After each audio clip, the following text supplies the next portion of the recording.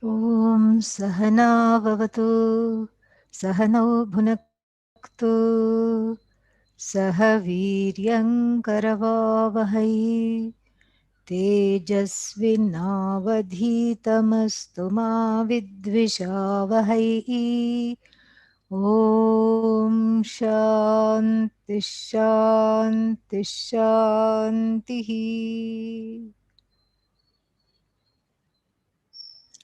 Satasloki, verse number 49. ओतः प्रोतश्च तन्तुष्विह विततपटश्चित्रवर्णेषु चित्रः तस्मिन् जिज्ञासमानेनानुभवति पटः सूत्रविशेषः तद्वद्विश्वं विचित्रं नरग्राममश्वादिरूपम् प्रोतं वैराजरूपे स वियति तदपि Brahmani Protamotam. Having talked at length about the example and its ramifications for our study. And what example was that? The example of the butter pervading the milk and the ramifications for the study of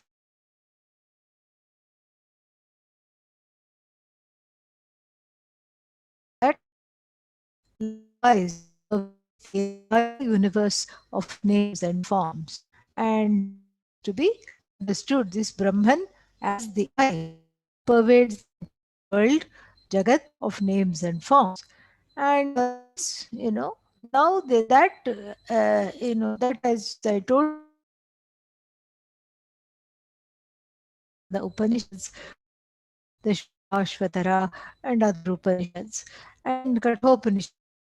And the next verse is going to treat to yet another example, which is even more evocative.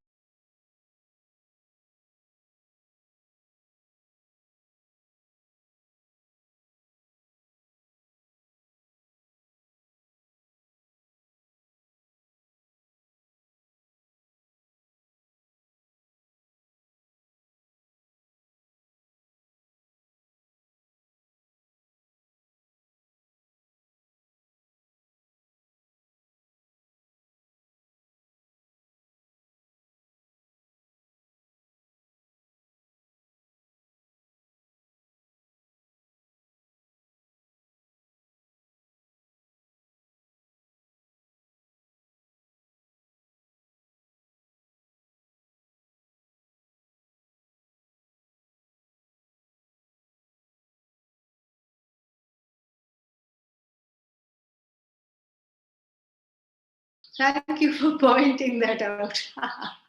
I'm talking to myself. Okay, um, so something happened. So everything went back to default. I had to log in again. I suppose that's what happened. So the previous thing, I think we should start again. Okay, clean, fresh start. Let us say the prayer again. Shanti mantra. Om Sahana Vavatu Sahanau Bhunaktu Sahaviryam Karavavahai Tejasvinavadhitamastu ma vidvishavahai. Om Shanti Shanti Shanti. This way, people who joined late will be happy they didn't miss anything. Okay, so this, so the previous verse had the imagery of the butter pervading the milk, the fat pervading the milk. And similarly, what are we to understand? That Brahman, the I, Atma, as Brahman pervades the entire universe of name and form. And now this one, this next verse that is upcoming, is finds its home in the Brihadaranyaka Upanishad.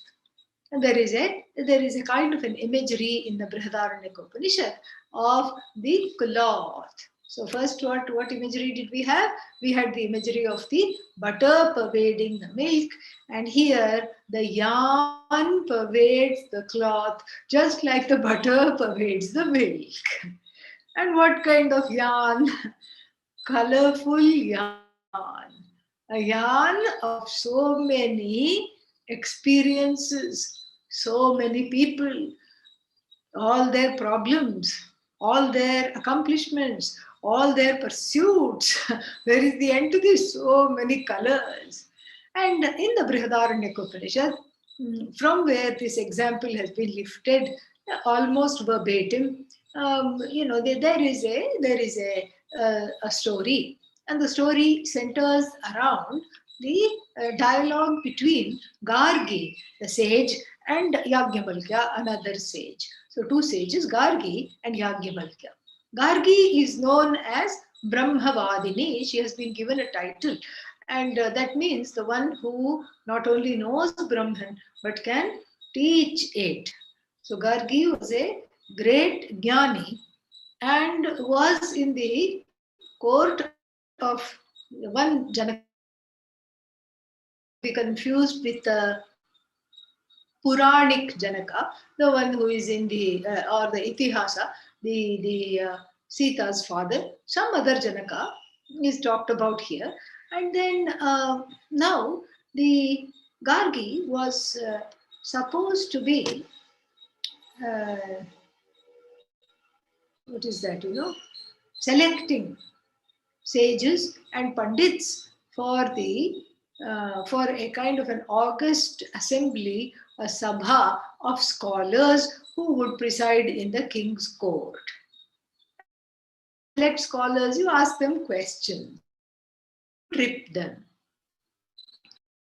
In Yagyavalkya, all the other scholars that Gargi encountered were made short shrift of one or two questions, and they just remembered their mummies, and then they went home. Now, in Yagyavalkya, Gargi met her match, and because he was another jnani and he knew everything. And so this is a small little piece, very long dialogue between Yagyavalkya and Gargi. So this verse is a small little piece. So, and then there also, let us look at the verse now. There also the word otaf protaha. Otaha means I always get confused which goes which way. So the thread going one way is called otaha, and the thread going another way is called protaha, warp and woof. Okay. It's called woof because when they didn't have the machines, they did it by hand, it made a sound woof, woof, woof, and so that's why it was called woof. So there are two threads. One is going vertical and one is going horizontal. That's how the cloth is made. If all the threads were vertical, one would be dressed in emperor's clothes. It is not really, it has nothing to hold it. So there is this weaving is very nice because it's got the horizontal threads going in and through the vertical threads, and the vertical threads are going in and through the horizontal threads. So then you have what we call fabric. So the oath of protaha is Gargi's language, and then so she keeps asking a series of questions. What is interwoven? And what is interwoven in the universe? And then what is interwoven in that, which is the cause of the universe? And what is interwoven in that, which is Brahman? And where is Brahman woven? Finally, she asks. And then Yagyavalkya is sick of her questionings, and then he says, don't overthink this. Otherwise both our heads will fall off because we've done enough. There's nothing beyond Brahman. And then she praises him and says, okay, now you are welcome to join this august assembly of Jnanis. And so this is just a short introduction to the short version of this story. Now the story is of course illustrating something very big, and here the author, some Shankaracharya, the author of the Satasloki, says the following. Let us read. Otaha protaha tantushu iha. So this interweaving of Ota, the threads going in one direction, Prota, the threads going in another direction, Tantu means threads. Tantushu, in and through these threads that are going horizontally and vertically. Iha means Asmin Jagati, in this universe.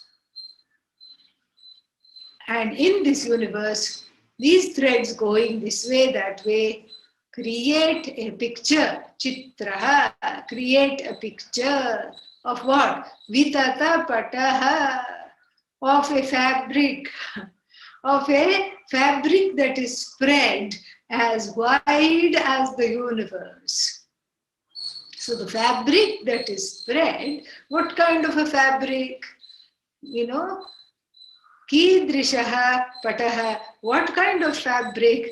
Chitravarneshu chitraha, a very colorful fabric.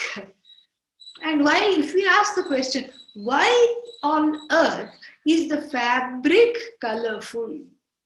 Fabric is colorful. Why? The fabric is colorful. It is pointed out in actually Adi Shankara's Bhashya to the Brihadaranyaka Upanishad. The fabric is colorful. Hello, because the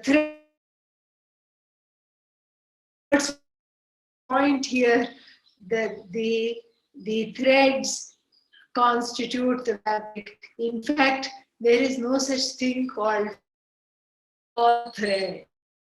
If you had white thread, then you say this is cloth, cloth, yellow cloth. So there is no such thing as white cloth. We saw that last night also. There is no such thing called white cloth. There is no such thing. No such thing called blue cloth, yellow cloth, etc. In fact, the blue, yellow, etc. are not the properties or the dharma, qualities of the cloth.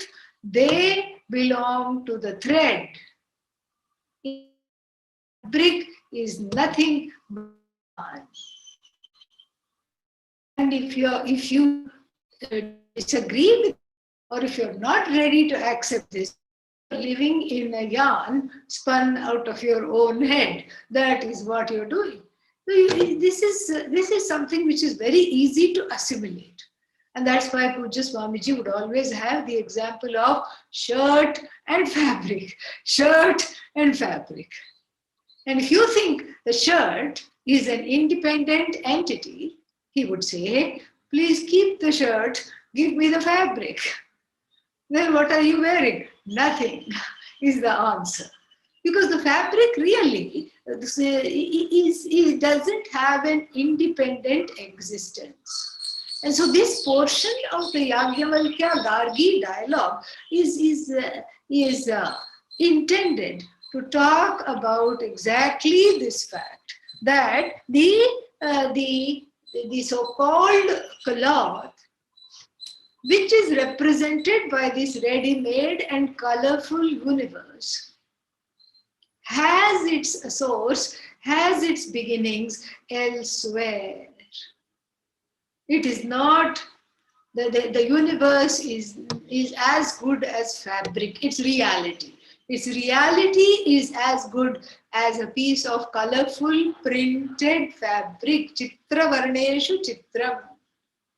So colorful, if you get a bright printed fabric, like these the shirts that are worn by people in Hawaii, or at least the people in the mainland think that that's what they wear, and so when they go to Hawaii, they also buy those same fabrics, the shirts, and then they go. And the shirts will have this huge magnolia covering the entire front of the shirt, and then behind there will be that what is that, Japa Kusumam? What is that called? A hibiscus. One big, all these tropical flowers which are not at all there in places like Ohio or wherever this person is going. In fact, this is, I was waiting somewhere for my connection. And, that seems like a long time ago because we are not flying right now. But then, anyhow, so waiting for my connection. And then there was a flight to Hawaii right in the next gate. And I just, I heard the announcement, the boarding will start. First, I thought, is it for my flight? But then it was for the flight in the next gate. So I happened to casually glance over. And everybody, men, women, children, are in shorts and these bright shirts, most of the people. And then I thought, is it true that the people in Hawaii wear this all the time? Or is it true that people in the mainland think that that's what they wear and then they are wearing it? So the universe is like this Hawaiian shirt, full of colors, bright print, which somehow doesn't look garish, looks actually quite nice, and a nice change from those stained plaids and stripes which people wear to work, very boring. And so here, this is a nice change. So the universe is like that. It's like a shirt that is on a holiday, and it's got these bright, prints. But how can you say bright, colorful prints? What about the coronavirus? Now that's a shirt with the tones of gray. Okay, yeah, shades of gray. Yeah, and then, you can imagine corona printed on it, that weird little spherical virus with little, things sticking out of it. You can imagine a shirt printed out of that. The world is going through a difficult time right now. Nonetheless, it is as good as a shirt. And the metaphor of the shirt is very, very beautiful, because it serves to drive home two facts. First is, which we have already seen, that the shirt has an iffy reality, in the sense that it is entirely dependent on fabric. And that fabric, again, we here in this example, we skip the fabric, we go straight to yarn. The shirt is dependent upon yarn. So this yarn, which is ota, comprising the threads that go horizontal and vertical, that's all the shirt is. In fact, you can lay the concept of shirt threadbare immediately with this example. So this is the first thing that this example is underscoring. And the second thing is that the reality of the Jagat, from the standpoint of the observing Chaitanya, from the standpoint of the observing sentient consciousness, which is you, from the standpoint of the sentient observer, well, what does it look like? It looks like a separate entity. Because parts of this colorful shirt are objectifiable. Oh, look, a bird. Oh, look, a tree. Oh, look, a hibiscus flower. Oh, look, something else. So like this is what you can analyze the print. You can look carefully and see various objects. This is from the standpoint of the Chaitanya. From the sentient, the sentience is able to, the sentience, the self-effulgent I is able to, along with the help with the means of knowledge, objectify various aspects of the universe. And the objectified aspects of the universe are not I. We saw this again yesterday, and yesterday, today, whatever it is. And then, so that which I objectify is not myself. This is a very, very basic understanding. Atma, Anatma, Atmanatma, Viveka. So that which I can observe is self-destructive, it self-destructs, drishta nashta svabhava. It enjoys the status of getting destroyed even as you're looking at it. And then the and then how is this understood? Through various means of knowledge, including observation, other things, not just 5 means of knowledge, pratyaksha pramanani, not just the sense organs, but also inference, etc. And so this is something which is the second thing to understand. The third thing to understand as we go through this verse is that it is better to remain in the place of the observer. Better than what? Becoming part of the print. That is the whole thing. Because if you're not the observer, then you find yourself trapped in this tapestry of ota and prota, colorful threads that make up this entire fabric. And that is a big, it's not a tapestry, it's a travesty. Now, why? Because that's when one starts to say, help, I am trapped. And then I don't know how to come out. I don't know what I'm doing. Help. There was one, Persian film, a very nice one. And then it was about a group of people who are who lead a kind of a life which is they go from one place to another. They don't stay in one place for too long. A nomadic lifestyle, and they also, in order to have their daily livelihood, they make carpets. And it was some kind of an extended family, a very dysfunctional one, I may add, where the mother-in-law hated the daughter-in-law was just, fed up of the mother-in-law, and then there were 2 teenagers who were just completely gone, and they were doing their own things, and then the husband was alcoholic, the father-in-law was also alcoholic, and then this was kind of the family. And then there were some uncles, aunts, everybody was there. And they all worked together because this was that way they could produce more. And then they would sleep in one place. Next day, they would wake up, have a little market on the spot, sell off their wares, and then go to another place. This is how their life was. And all their frustration were taken out in the weaving of this carpet. So once the daughter-in-law this was some kind of a documentary, very nicely done. So the daughter-in-law made a design of a lady stick figure in the carpet being bashed up by another woman. So this is the mother-in-law who is being bashed up, and the daughter-in-law is another stick figure bashing up the mother-in-law. And the mother-in-law saw that, and immediately, it was like a secret code between them. She immediately understood. And she unraveled the threads enough to make it the other way around. See, the mother-in-law now has got hold of the stick and is bashing up the daughter-in-law. And so likewise, and the 2 children, they had some, job of finishing the edges, and I forget the whole thing. They had some job of finishing the edges, and there they would put in their own things, and then everything would come unraveling. And then they also drew a bunch of men under a tree with some, drinking, imbibing with some bottles, etc. And the men got so mad they unraveled the whole thing afterwards. So like this, and it was just hilarious. I mean, it was sad, but really hilarious if you looked at it from the standpoint of how their entire inner psychology is being played out, and their dysfunctionality is being played out in the form of this tapestries that they are weaving every day.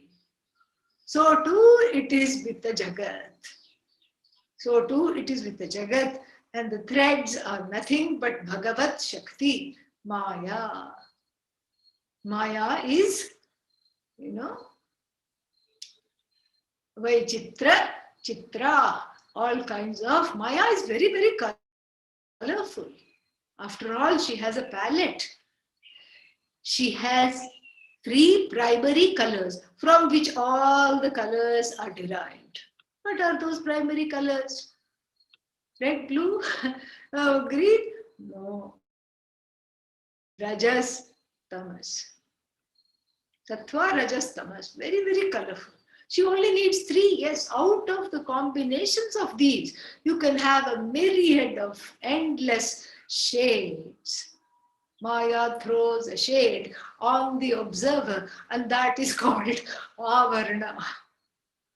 This is what it is. The observer quickly becomes trapped to becoming a participant. Because after all, it's the same body, mind, sense complex.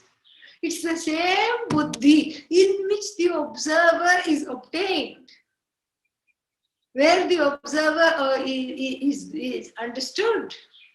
And it's the same buddhi where which gets trapped in the very thing that it is supposed to observe. Same buddhi. And so therefore, it's the same body, same mind, same senses, same buddhi. And this same body can be either a bhoga ayatana. Ayatana is a vehicle. And then bhoga is, of course, conspicuous consumption based on the force of raga and dvesha. So same body, mind, sense complex, karya, karana, sanghata can become what is that? A vehicle for bhoga. Bhogasya ayatanam syat. Or with the help of jijnasa, with the help of Guru's grace, with the help of Atma Shakti, Atma's grace, one can make the body, mind, sense complex into mokshayatana, a vehicle for moksha. The road that you're traveling on is dharma. The driver is Lord Krishna. You are just sitting and allowing the teaching to take place. This is again from the Kathopanishad and Bhagavad Gita combined. So the Kathopanishad talks very beautifully about Ratha Kalpana, the imagery of the chariot. First it sets up the imagery very nicely, and the chariot imagery is so relatable. It's like an allegory of life. So the body is, why? Because it is always squeaking and complaining, and it needs to be oiled and serviced all the time. It has so many needs. That's why the body is the chariot. It groans as it goes on the road, and then the more it is on the road, the more mileage it has, it collapses. It needs, like resuscitating measures. Squeaky, complaining thing, this body is. And then it needs to be oiled all the time. It needs to be taken, from head to toe. All the doctors are waiting for this Loda chariot. From the neurologist to the podiatrist. I don't even know how to say podiatrist. I don't know if I'm saying it correctly. Foot doctor, okay? So from the head doctor to the foot doctor, all of them are waiting with their little boards. And, they're sending invitation letters to this body and to the mind. Come to me, come to me, come to me, come to me, come to me. I'll fix you up. Why? So that you can enjoy. You can have some more bhoga for a few more years. I'll fix you up. I'll fix up this rattling cage. And then you can just, enjoy a few more years. They're all waiting with paddles in hand. Clear, jumpstart this loda, this chariot on the brink, teetering, one foot in the grave, this chariot. And so this is the body. And then what? Comes along with a few other accoutrements, such as the mind. And then the sense organs. And then, so what are the sense organs? The sense organs are these horses, wild horses. Why? Because of the habit of liking to graze. Wherever they go, wherever they want to graze. So the sense organs also like to nibble on the grasses of the objects. The sense organs love to play in the realm of the objects. And so therefore, they are called sense organs. And they are like horses. But the horses have reins, because the horses are obviously they need to be tethered to the chariot. So they have reins, because of which there is a connection to the chariot. And the reins symbolize the mind. Because yes, the sense organs will say, wonderful smell of samosa is coming. And the mind will say, I want it right now. Only small difficulty. Why? The samosas are frying in a stranger's house, not even a friend's house. That you could just say, I don't know why, I just felt like dropping in. And at least that is permissible with a friend. But these samosas are, wafting from some stranger's house. You can't even go there and introduce yourself. It is most awkward, completely against whatever your parents taught you. Okay, so this is just bad manners. So you cannot go and do this. And so therefore the mind says to the sense organs, the horse in the form of the olfactory nerves says, whoa, stop, enough. This is not happening right now. So the mind is the first level of pragraha, reins here. They direct the course of the horses. They discipline the horses and they direct their course. This you can have, this you cannot have. Like Pujya Swamiji used to joke, everything you want in life is either illegal or unethical or has too many calories. These take care of every other thing that the raga dveshas keep demanding. So the mind is the horses. Sorry, the mind are the reins which control the horses, which discipline the horses. And then what? Then the reins are not just flying around, they are in the hands of someone. And that someone is the buddhi, symbolized in the Bhagavad Gita as Lord Krishna. You see, and the buddhi is the one that not only stops the horses from going wild with the reins, but directs the reins, directs the mind to go in certain places, to not go here. These are things that are not to be pursued because they are illegal, immoral, and fattening. Okay, so this is not for me. Certain things are not for you. And then that, is better to understand that sooner than later. Certain things are not for you because they are against the Samanya Dharma, against the universal, what is right or wrong, and against the specific time and place, Vishesha Dharma, or they contradict Swadharma. Like even marriage. Nothing wrong in marriage. In fact, we recommend it handily. Why? Because it is a means for self growth, because you have to adjust to another ego. And in fact, if it's an Indian marriage, you don't marry the person, you marry their entire hometown. And so you have to adjust to a whole new townspeople. You have to do that. And so we recommend, there's nothing wrong in marriage. It is not against Samanya Dharma, but it could be against Vishesha Dharma. The person you want to marry doesn't want to marry you. They cannot stand the sight of you. So then what? The marriage with this person is not for you, simple. Or the person is already married. What are you going to do? You can't, to break that marriage is adharma. So this is again from the standpoint of nothing wrong with marriage, but Vishesha Dharma, from the specificities of the person that you have chosen to marry, is already chosen by somebody else, or is otherwise unavailable. Then again, you take the same idea of marriage or partnership or whatever, from the standpoint of what? Your Swadharma.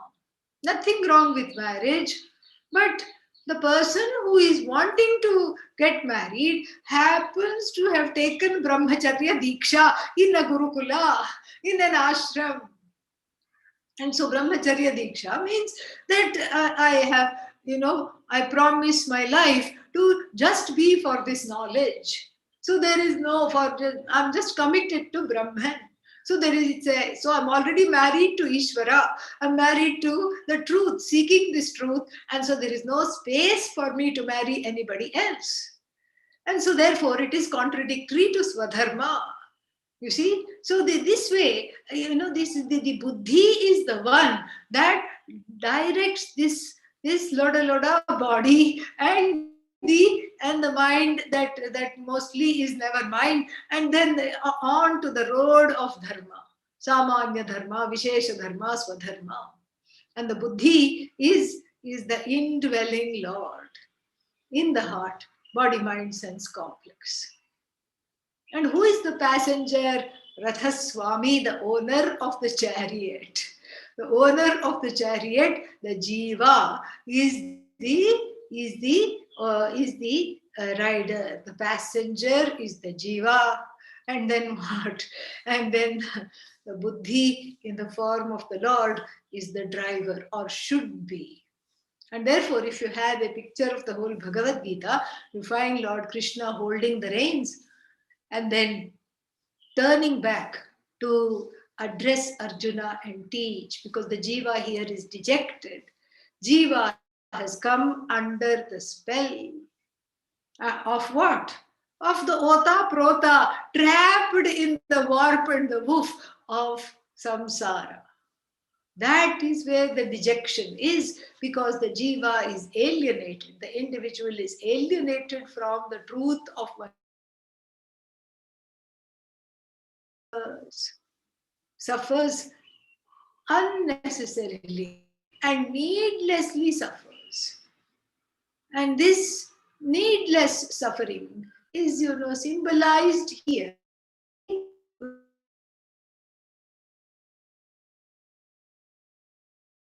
renunciation.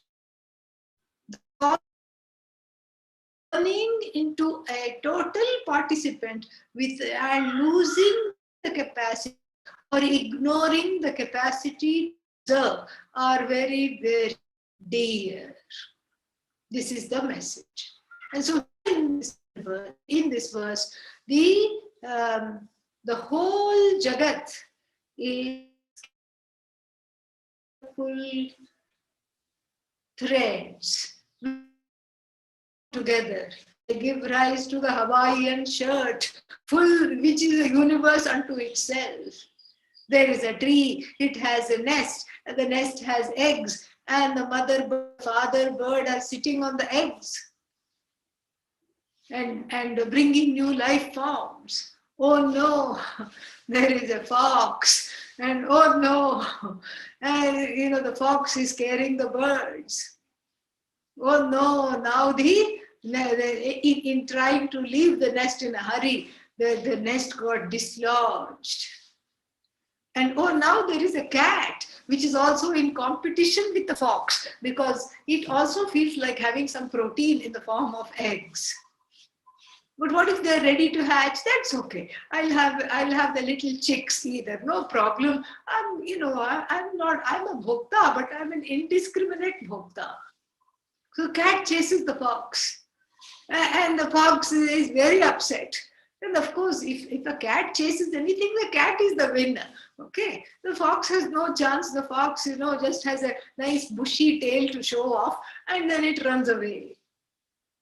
And then by the time the cat comes back, a social worker and a kind of what should I say, a good Samaritan comes, and from the disappointed cat, from the paws, from the grubby claws of the disappointed cat, picks up the nest gently with the help of a handkerchief, because the human odor should not be there, because the chicks should not be rejected by the mummy and the daddy bird, and then places it gently where it was.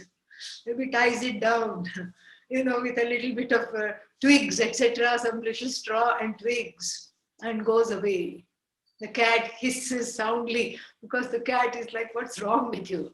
Here was breakfast, lunch, and dinner. There were 6, 7 eggs. And then and then I had already expended a lot of energy chasing that stupid fox. And now you have outfoxed me. Oh, human being. And all this is happening where?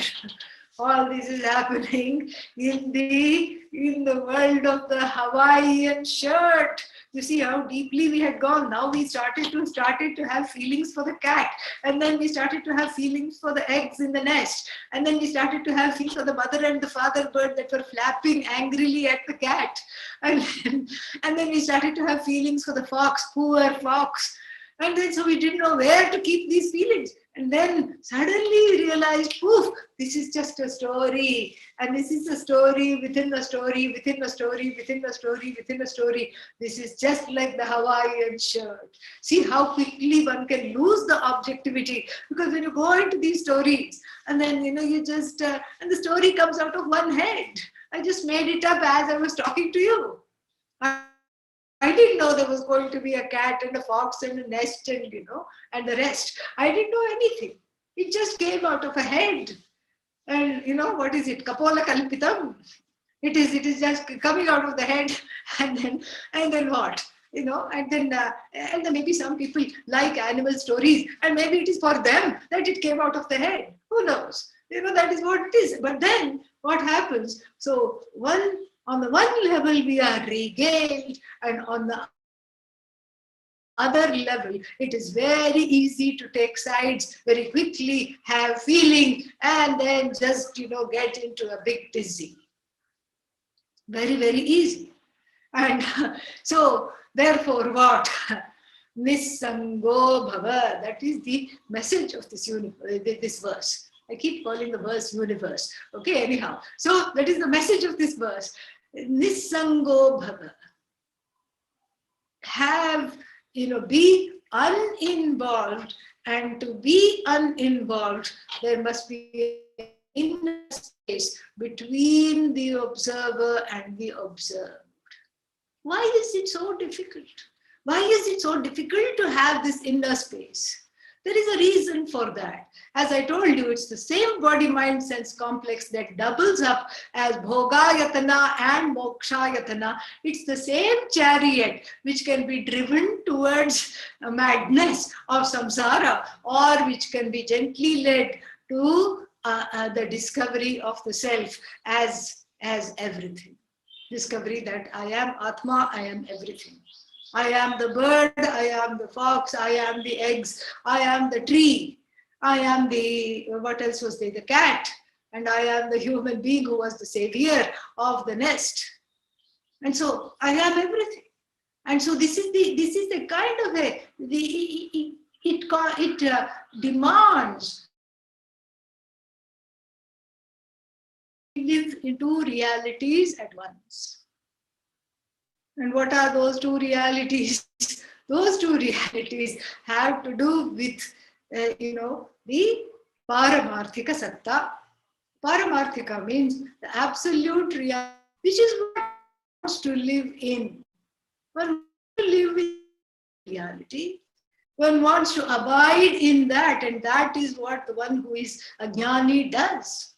The jnani abides in the ultimate, and as everything is Brahman, everything is Bhagavan. And then there is the empirical reality. The empirical reality of the fabric, the shirt, reality of the tantu, the threads, which is Paramarthika, which is the source of the fabric. This is the fabric verse. The tantu being Brahman.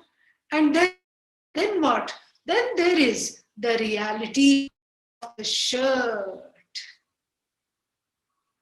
And it becomes difficult when the two realities are seen on the same level. This is, however, not the case.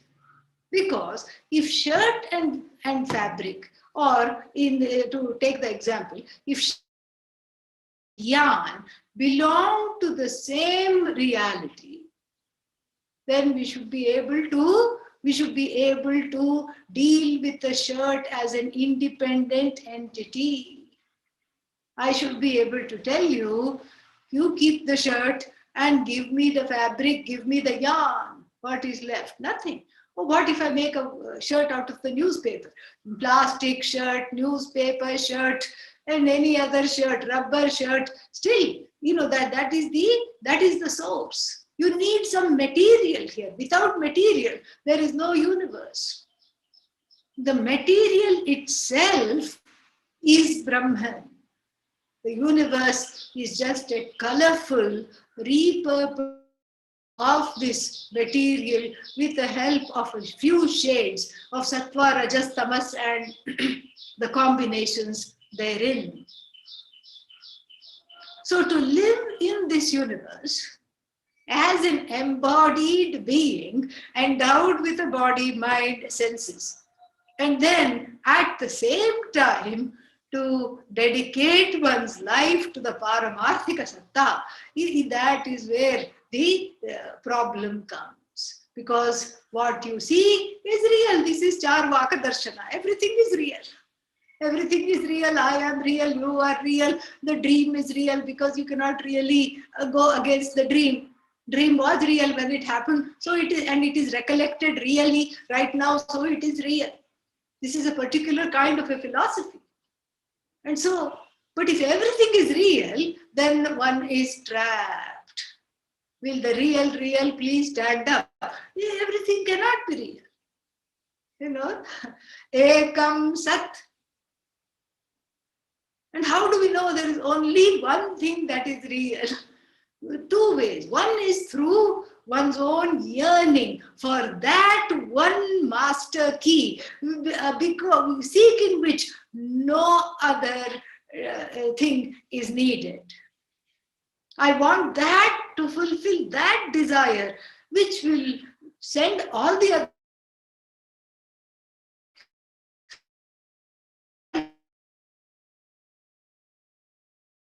self-acceptance, self-love, self-embracing, etc., etc.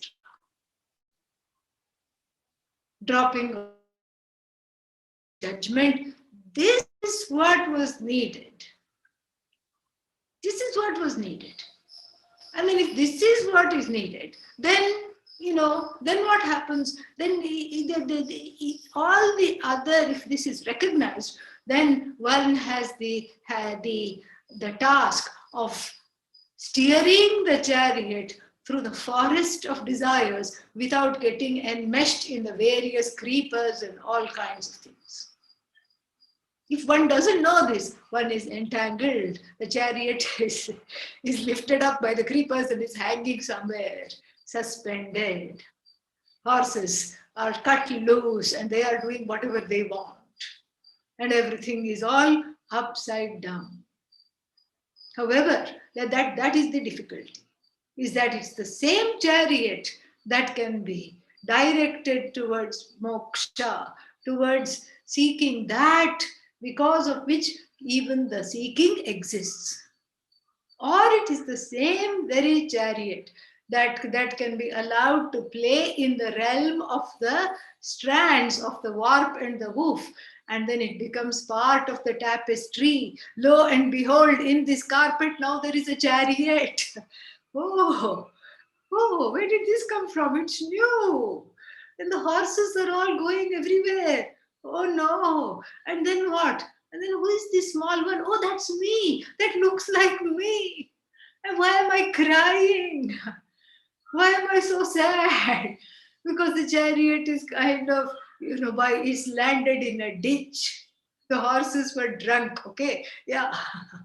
The horses were drunk, OD'd on the sense objects, and then and the driver was AWOL. The driver was, and the driver is there. Actually, the driver is tied up, as it were, and then, stand and deliver. Some Ragadvesha robbers came. This is all in the carpet, okay? Stand and deliver. And they kidnapped the driver and gagged the driver. Driver was saying, no, no, this is not the way to go. This is not the right road. The jiva, the passenger, also did not listen to the buddhi, and the poor buddhi, gagged and bound, is sitting in a corner. Okay, and then the jiva is crying, buckets of tears, little blue threads, all the tears, just saying, oh. And the chariot is being driven away from what? There is Gurukula, the board is there, Gurukula, it is going away. And then, as though, okay, everything is as though. This is a carpet after all, okay, lighten up. And then the Gurukula, which is very nice, peaceful, the fawns grazing, and then the birds chirping, everything is unafraid because nothing is going to be harvested for food. And so they're all there, and all the brahmacharis, sannyasis are happily there. And then this chariot has lost its way.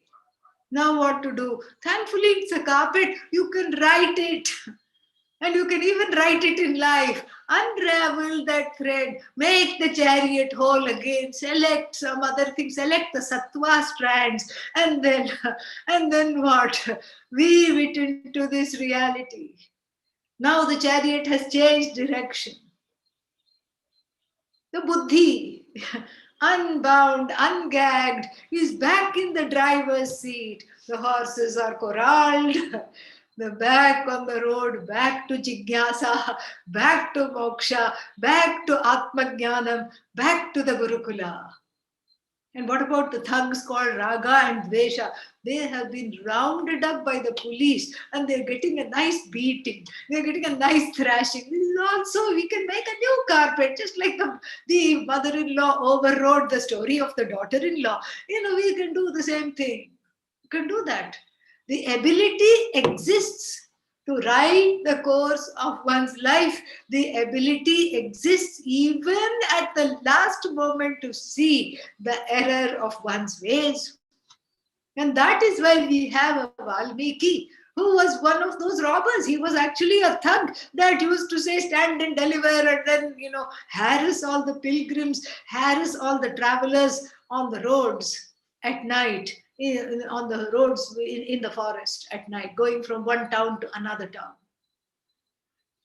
When he was shown by sage Narada the error of his ways and was told to do japa, he did japa and then he atoned for that. Why? Because the label of the agent of action is not automatic. That too is a colorful skein in this tapestry called the universe. The label is tattooed. It's not tattooed on the head. Karta, Bhokta, Pravata, through some kind of indelible ink. No, even tattoos are removable anyway. So it is not some kind of a, you're not branded as a karta. Kartritvam is a bird sitting on the head. Kartritvam, bird sits on the head. And then you say, shoo, it flies away. Also in the tapestry, it flew away. And then what? Bhoktritvam, bird sits on the head. Shoo, shoo, not you. And that too flew away. Pramata, I know so many things. I know a few Sanskrit sutras, and I know this, I know that I know. Kathopanishad I have studied, Kenopanishad I have studied. One more big bird, Pramata bird, knower bird, Ahankara bird. Shoo! That's all it is. You have to write the ways. And so that's why the Valmiki is able to be redeemed. The redemption is big, not because he atoned. Partly that is true. The redemption, ultimately, on the empirical level, there is a connection between the atonement, which is a prayer, and the redemption from the hurt and the guilt, and the redemption from the karma that is there. But this is on the empirical level. On the level of the Paramarthika Satta, the redemption is there because he's already redeemed. Never was he a Karta, never was he a Bhokta. For that matter, never is anyone a Karta or a Bhokta or a Pramata. These are finite statuses superimposed upon that I, free of all the statuses, yet inhabiting each and giving, lending its presence and inhabiting, as it were, to the each status without really getting affected by it. So this is the thing. So what do we need to rewrite this picture? Little more sattva threads, making one have a sattvic life, a life of no conflict, a life given to dharma, more of Bhagavan, more of Bhagavan. Invite Bhagavan to come into the life. More of Bhagavan, less of me. This should be the mumukshu's prayer. The jigyasu, mumukshu, the one who desires to know this Atman, the prayer should be what? Oh Lord, let there be more of you in me as me. And more of you means less of me. Less of me means less raga, less dvesha, less kama, less krodha, less moha, less delusion, uh, less adamancy. More of you means more compassion, more sattva, more accommodation, more kindness. And let there be less of me. Let you pervade me. This should be the prayer. And it is a prayer that will always be answered. Because even Bhagavan wants everyone to get moksha, it is said somewhere. Lord Vishnu is thinking, how long I have to babysit this universe? He tells Lakshmi, he tells Goddess Lakshmi, look, why don't they go to Vedanta classes? And Lakshmi points out they go, but they are asleep half the time. Don't worry, they'll wake up. They do go, but it is so relaxing. They just nod off. When do they nod off? They nod off exactly when Tatvamasi, when the truth of the self is being revealed. That is when the stupid sleep comes, and then that is when they nod off. And that's why when they wake up, it is business as usual. And so this is, this whole talk today is based on one verse in the Bhagavad Gita. Traigunya Vishaya Vedaha Nistraigunya Bhavarjuna Nirdvandvo Nitya Sattvastha Niryogakshema Atmavan. So we'll see how this verse is connected to this Satasloki verse and how the two can illuminate one another. They can be mutual flashlights for one another, enhancing our clarity and our abidance next week. ॐ पूर्णमदः पूर्णमिदं पूर्णात् पूर्णमुदच्यते पूर्णस्य पूर्णमादाय पूर्णमेवावशिष्यते ॐ शान्तिः शान्तिः शान्तिः हरिः ॐ श्रीगुरुभ्यो नमः हरिः ॐ. Thank you.